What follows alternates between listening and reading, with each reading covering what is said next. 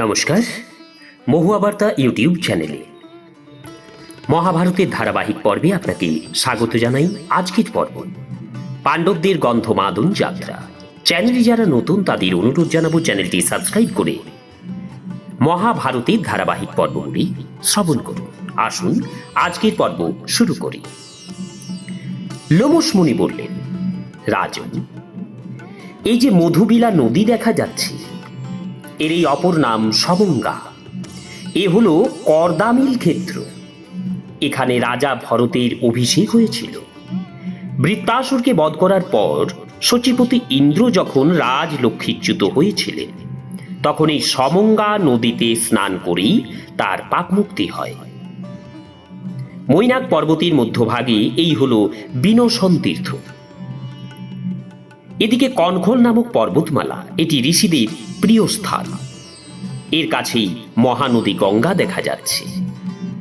পূর্বকালে এইখানে ভগবান সনত কুমার সিদ্ধিলাভ করেছিলেন। রাজন, এখানে স্নান করলে তুমি সর্বপাপ মুক্ত হবে। এরপরে পুণ্য নামে এক সরোবর এবং ভৃগুতুঙ্গ নামে পর্বত দেখতে পাবে। সেখানে তুমি উষ্ণ গঙ্গা তীর্থে তোমার মন্ত্রীদের নিয়ে স্নান করবে। দেখো, স্থূলশিরা মুনির সুন্দর আশ্রম দেখা যাচ্ছে। সেখানে গিয়ে মন থেকে অহংকার এবং ক্রোধ ত্যাগ করবে। এদিকে রৈভ ঋষির সুন্দর সুশোভিত আশ্রম। এখানকার বৃক্ষ সকল সর্বদা ফলে ফুলে ভরে থাকে। এখানে বাস করলে তুমি সর্বপাপ হতে মুক্ত পাবে। রাজন, তুমি উশির বীজ, মৈনাক, শ্বেত এবং কাল নামক পর্বতসমূহ লঙ্ঘন করে এসেছ। এখানে ভাগীরথী সপ্তধারায় প্রবাহিত। এ অত্যন্ত নির্মল এবং পবিত্র স্থান। এখানে সর্বদা অগ্নি প্রজ্বলিত থাকে। এখন এই স্থান মানুষে দেখতে পায় না। তুমি ধৈর্য ধরে এখানে সমাধিতে বসো, তাহলে এই তীর্থগুলি দর্শন করতে পারবে। এবার আমরা মন্দরাচল পর্বতে যাব। সেখানে মণিভদ্র নামক যক্ষ এবং যক্ষরাজ কুবের থাকেন। রাজন, এই পর্বতে ৮৮,০০০ গন্ধর্ব এবং কিন্নর এবং তার চতুর্গুণ যক্ষ নানা প্রকার শস্ত্র নিয়ে যক্ষরাজ মণিভদ্রের সেবার জন্য উপস্থিত থাকে। তারা নানা প্রকার রূপ ধারণ করে। গতিতে তারা সাক্ষাৎ বায়ুর সমকক্ষ। বলবান যক্ষ এবং রাক্ষস দ্বারা সুরক্ষিত থাকায় এই পর্বত অত্যন্ত দুর্গম। তুমি এখানে সাবধানে থাকবে। আমাদের এখানে কুবেরের সঙ্গী মৈত্র নামক ভয়ানক রাক্ষসীর সম্মুখীন হতে হবে। রাজন, কৈলাস পর্বত ৬ যোজন উচ্চ। এর উপরেই বদরিকাশ্রম তীর্থ, যেখানে দেবতারা আসেন। অতঃপর তুমি আমার তপস্যা এবং ভীমের বলে সুরক্ষিত হয়ে এই তীর্থে স্নান করো। দেবী গঙ্গে কাঞ্চনময় পর্বত থেকে নেমে আসা আপনার কল কল ধ্বনি আমি শুনতে পাচ্ছি। আপনি এই নরেন্দ্র যুধিষ্ঠিরকে রক্ষা করুন। গঙ্গা দেবীর কাছে এইভাবে প্রার্থনা করে লোমশ ঋষি যুধিষ্ঠিরকে এগিয়ে যাওয়ার নির্দেশ দিলেন। মহারাজ যুধিষ্ঠির তখন তার ভ্রাতাদের বললেন, ভাইসব, মহর্ষি লোমশ এই স্থানকে খুবই ভয়ানক মনে করেন। অতএব তোমরা দ্রৌপদীকে সাবধানে রক্ষা করবে, কোনো বিপদ যেন না হয়। এখানে মন, বাণী এবং শরীরে খুব পবিত্রভাবে থাকবে। ভীম, মুনিবর কৈলাস সম্পর্কে যা বলেছেন তা তুমিও শুনেছ। এখন চিন্তা করো দ্রৌপদীকে নিয়ে কিভাবে অগ্রসর হবে। তা না হলে সহদেব, এক কাজ করো তুমি, ভগবান ধৌম, পাচকরা, পুরবাসীগণ, রথ ঘোড়া পরিচারকরা এবং আমি নকুল এবং ভগবান লোমশদেব, আমরা ৩ জন অল্লাহার করে নিয়ম মেনেই পর্বতে উঠব। আমার ফিরে না আসা পর্যন্ত তোমরা সাবধানে হরিদ্বারে থাকো এবং দ্রৌপদীকে ভালোভাবে দেখাশোনা করো। ভীম বললেন, রাজন, এই পর্বত রাক্ষসে পরিপূর্ণ আর দুর্গম এবং অসমতল। সৌভাগ্যবতী দ্রৌপদীও আপনাকে ছাড়া ফিরতে চান না। সহদেবও সেই মতো আপনার পশ্চাতেই থাকতে চান। আমি ওর মনের কথা খুব জানি। ও কখনো ফিরে আসবে না। তাছাড়া সকলেই অর্জুনকে দেখার জন্য খুবই উদগ্রীব হয়ে রয়েছে, তাই সকলেই আপনার সঙ্গেই যাবে। যদি গুহা কন্দরের জন্য রথে করে যাওয়া সম্ভব না হয় তাহলে আমরা পদব্রজেই যাব। আপনি চিন্তা করবেন না। যেসব স্থানে দ্রৌপদী পদব্রজে যেতে পারবেন না সেসব স্থানে আমি তাকে কাঁধে করে নিয়ে যাব। মাতৃপুত্র নকুল এবং সহদেবও অল্প বয়স্ক তরুণ। দুর্গম স্থানে ওরা যদি চলতে সক্ষম না হয় তাহলে ওদেরও আমি পার করে দেব। তখন মহারাজ যুধিষ্ঠির বললেন, তুমি যশস্বিনী, পাঞ্চালী এবং নকুল, সহদেবকেও সঙ্গে নিয়ে যাবার যে সাহস দেখাচ্ছ তা অত্যন্ত আনন্দের কথা। অন্য কারো কাছে এরূপ আশা করা যায় না। ভাই, তোমার কল্যাণ হোক, আর তোমার বল, ধর্ম এবং সুযশ বৃদ্ধি লাভ করুন। তখন দ্রৌপদীও হেসে বললেন, রাজন, আমি আপনার সঙ্গেই যাব, আপনি আমার জন্য চিন্তা করবেন না।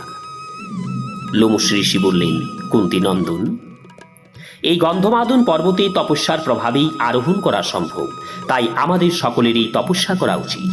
তপস্যার সাহায্যেই আমরা সকলে অর্জুনকে দেখতে পাব।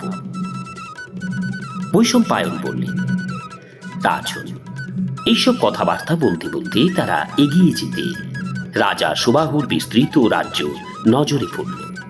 সেখানে হাতি ঘোড়ার ভিড় লেগেছিল এবং বহু কিরাত পুলিন্দ জাতির লোকেরা বাস করছিল। পুলিন্দ দেশে রাজা যখন জানতে পারলেন যে পাণ্ডবরা তাদের দেশে এসেছেন, তখন তিনি অত্যন্ত প্রীতির সঙ্গে তাদের আহ্বান জানালেন। পাণ্ডবরা তার আপ্যায়নে সন্তুষ্ট হয়ে সেদিন সেখানে থাকলেন। পরদিন সূর্যোদয় হলে তারা বরফের পাহাড়ের উদ্দেশ্যে রওনা হলেন। ইন্দ্রসেন প্রমুখ সেবক, পাচক এবং দ্রৌপদীর সমস্ত জিনিসপত্র পুলিন্দ রাজের কাছে রেখে তারা পায়ে হেঁটে এগিয়ে চললেন। যুধিষ্ঠির আবার বলতে লাগলেন, ভীম, অর্জুনকে দেখার জন্যই 5 বছর ধরে তোমাদের সবাইকে নিয়ে সুরম্য তীর্থ, বন এবং সরোবর গলিতে বিচরণ করছি, কিন্তু এখনো পর্যন্ত সেই সত্যসন্ধ সুরবীর ধনঞ্জয়কে না দেখতে পাওয়ায় আমার বড় দুঃখ হচ্ছে। অর্জুনের গুণের কথা আর কি বলবো। যদি অতিহীন মানুষও তাকে অপমান করে তাহলেও অর্জুন তাকে ক্ষমা করে দেয়। সাধারণ এবং সরল ব্যক্তিদের সে সুখ এবং শান্তি প্রদান করে এবং অভয় দেয়। যদি কেউ ছলনা বা কপটতার দ্বারা তার সঙ্গে সংঘাত করে তাহলে সে ইন্দ্র হলেও ওর হাত থেকে রক্ষা পাবে না। শরণাগত হলে তার শত্রুর উপরও অর্জুন উদার ভাব পোষণ করে। আমাদের সকলের সেই একমাত্র ভরসা। অর্জুন শত্রু দমনকারী, সর্বপ্রকার রত্ন জয়কারী এবং সকলকে সুখ প্রদানকারী। তার এই বাহুবলে আমাদের ত্রিলোকের বিখ্যাত সভাগৃহ প্রাপ্ত হয়েছিল। তাকে দেখার জন্যই আমরা এই গন্ধমাদন পর্বতে আরোহণ করেছি। কোনো ক্রূর, লোভী এবং অশান্ত চিত্ত ব্যক্তি এখানে যাত্রা করতে পারে না।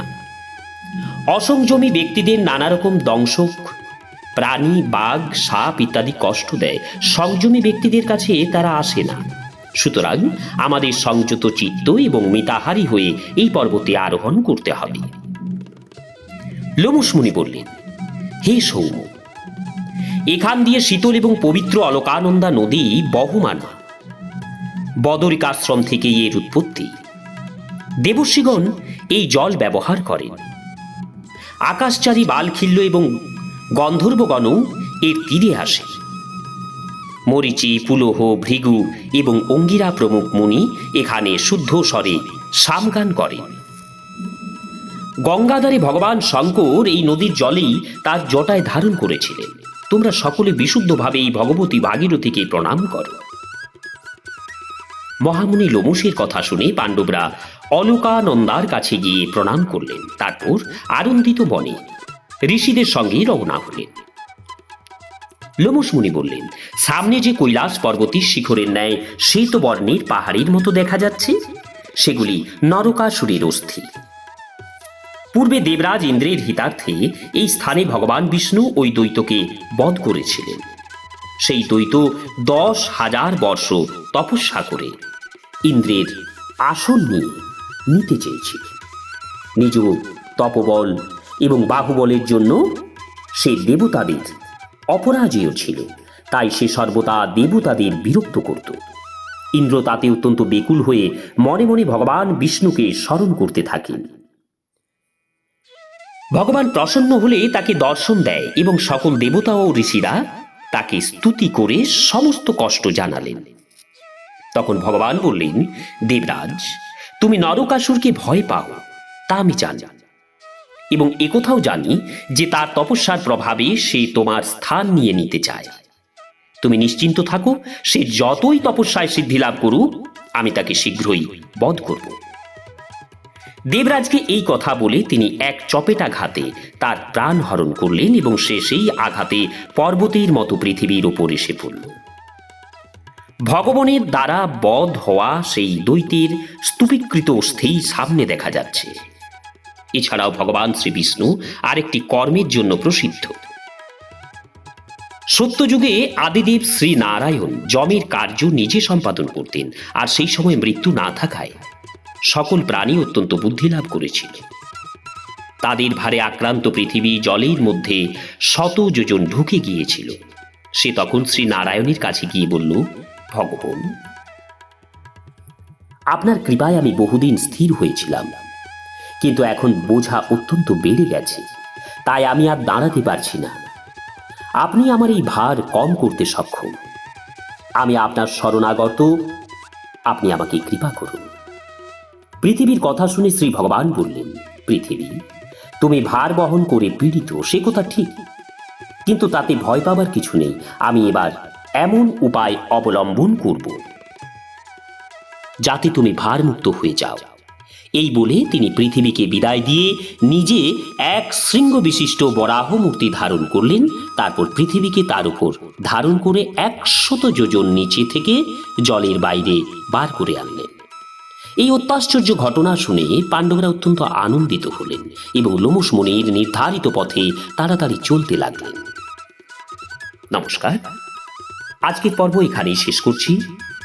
আসবো পরবর্তী পর্বে। চ্যানেলে যারা নতুন তাদের অনুরোধ জানাবো চ্যানেলটি সাবস্ক্রাইব করে মহাভারতের ধারাবাহিক পর্বগুলি শ্রবণ করুন। রাধে রাধে, হরে কৃষ্ণ।